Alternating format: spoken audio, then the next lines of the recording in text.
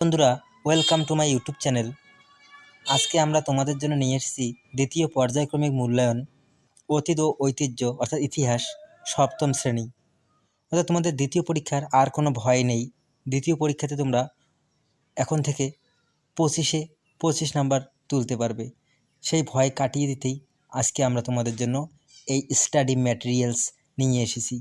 এরপর থেকে তোমরা স্কুলে ক্লাসে মনোযোগ সহকারে অধ্যায়গুলো বুঝবে এবং বাড়িতে এসে তোমরা এই স্টাডি ম্যাটেরিয়ালস থেকে তোমরা ভালো করে পড়াশোনা করে পরীক্ষায় 25 নাম্বার তুলে বাড়ি আসবে। তো তার আগে তোমরা যারা এই চ্যানেলে প্রথম তারা অবশ্যই চ্যানেলটিকে সাবস্ক্রাইব করে দিও, আর আগে থেকে যারা সাবস্ক্রাইব করে আসো তাদেরকে অসংখ্য ধন্যবাদ। এখানে একটু আলোচনা করি দ্বিতীয় পর্যায়ক্রমিক মূল্যায়ন 25 নম্বরের চতুর্থ অধ্যায় দিল্লি সুলতানি, পঞ্চম অধ্যায় মুঘল সাম্রাজ্য, ষষ্ঠ অধ্যায় নগর বণিক ও বাণিজ্য। এই অধ্যায় থেকে আসবে। তো কিভাবে আসবে একটু নম্বরটা ডিস্ট্রিবিউশন করে দেই। এখানে দেখা আছে যে এমসিকিউ প্রশ্ন 5টা আসবে, 5টারই উত্তর করতে হবে 5 নম্বর।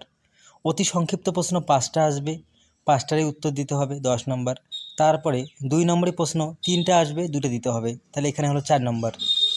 আর 3 নম্বরের প্রশ্ন আসবে 3টা, 2টা দিতে হবে, এখানে হলো 6 নম্বর। আর 5 নম্বরের 3টে অধ্যায় থেকে 3টা প্রশ্ন আসবে, 1টা লিখতে হবে, তাহলে তাহলে এমসিকিউ 5, অতি সংক্ষিপ্ত 5, 10, 2 নম্বরে 4, 14, 3 নম্বরে 6, 20 আর 5 নম্বরে 1টা, এই 25-এর মধ্যে পরীক্ষা।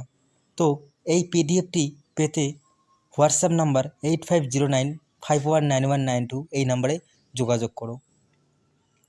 আমাদের বৈশিষ্ট্য, বই খুঁটিয়ে খুঁটিয়ে প্রশ্নোত্তর তৈরি করা হয়েছে। 2, অত্যন্ত সহজ সরল পয়েন্ট ভিত্তিক উত্তর লেখা হয়েছে।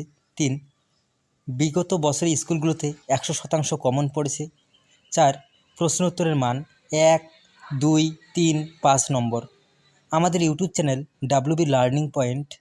6, ষষ্ঠ থেকে দশম শ্রেণীর সমস্ত বিষয়ের উন্নত নোটস পাওয়া যায়।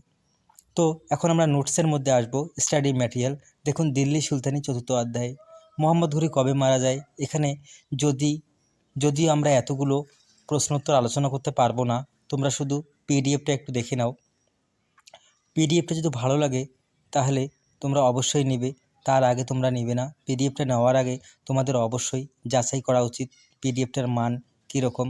কিন্তু এতটুকু বলতে পারি, যেহেতু বই খুঁটিয়ে খুঁটিয়ে প্রশ্নোত্তর তৈরি করা হয়েছে, এখান থেকে এর বাইরে কোনো প্রশ্নই হয় না, তাই তোমাদের এই পিডিএফটা খুবই উপকারে আসবে এবং পরীক্ষায় তোমরা 25-এ অবশ্যই 25 নাম্বার তুলতে পারবে। এই পিডিএফটার একটু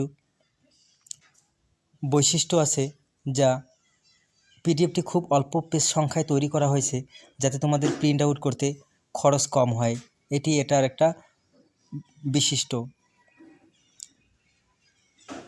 তোমরা এখানে স্ক্রিন দেখতে পাচ্ছ পিডিএফটার মান কত গুণগত এবং কি সুন্দর করে প্রশ্ন উত্তর ভিত্তিক দেওয়া আছে। এটা হচ্ছে প্রশ্নমান 3 এবং 5, দিল্লি সুলতানদের কখন খলিফাদের অনুমোদন দরকার হতো। এছাড়াও তোমাদের বইয়ের পিছনে যে প্রশ্নোত্তর বইয়ের পিছনে যে প্রশ্নোত্তর আছে, সেই প্রশ্নোত্তরও এখানে সলভ করে দেওয়া হয়েছে। কত সুন্দর করে পয়েন্ট ভিত্তিক দেওয়া আছে দেখুন। ইলিয়াস শাহী এবং হোসেন শাহীর আমলে বাংলার সংস্কৃতির পরিচয় দাও। কি সুন্দর করে এখানে সাজিয়ে গুছিয়ে পয়েন্ট ভিত্তিক করে দেওয়া আছে। বর্তমান শিক্ষক শিক্ষিকাগণ পয়েন্ট ভিত্তিক উত্তর খুবই পছন্দ করে, তার উপর ভিত্তি করে আমরা পয়েন্ট ভিত্তিক নোটস আমরা লিখেছি। এবং পিডিএফটা পেজ খুবই সামান্য, যাতে তোমাদের টাকা কম খরচ হয় প্রিন্ট আউট করতে, সেই দিকে নজর রাখা হয়েছে। এটা হচ্ছে মুঘল সাম্রাজ্য পঞ্চম অধ্যায়, এখানে 1 এবং 2 নাম্বারই প্রশ্নোত্তর। দেখো কত সুন্দর করে দেওয়া আছে।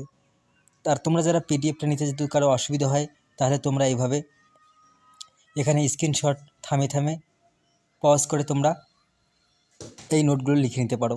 কিন্তু ইউটিউবে পিডিএফ দেওয়ার জায়গা নয়, ইউটিউবে ভিডিও দেখে তোমাদের পড়ে নিতে হবে।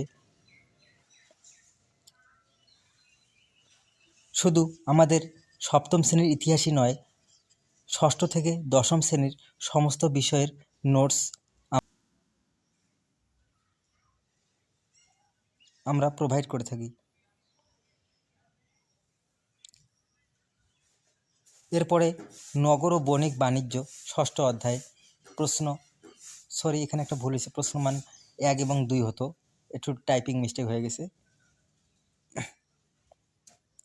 দেখো সুন্দর করে পয়েন্ট ভিত্তিক করে দেওয়া আছে, তোমরা অবশ্যই ভালো করে দেখে নাও এবং অবশ্যই পিডিএফটি যাচাই বাছাই করে তারপরে তোমরা অবশ্যই এটি সংগ্রহ করবে, তার আগে নয়।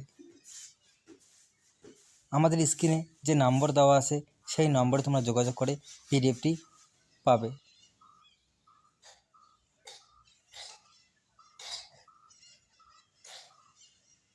তো ভিডিওটি যদি ভালো লাগে লাইক কমেন্ট শেয়ার করবেন এবং চ্যানেলটি অবশ্যই সাবস্ক্রাইব করবেন। ধন্যবাদ।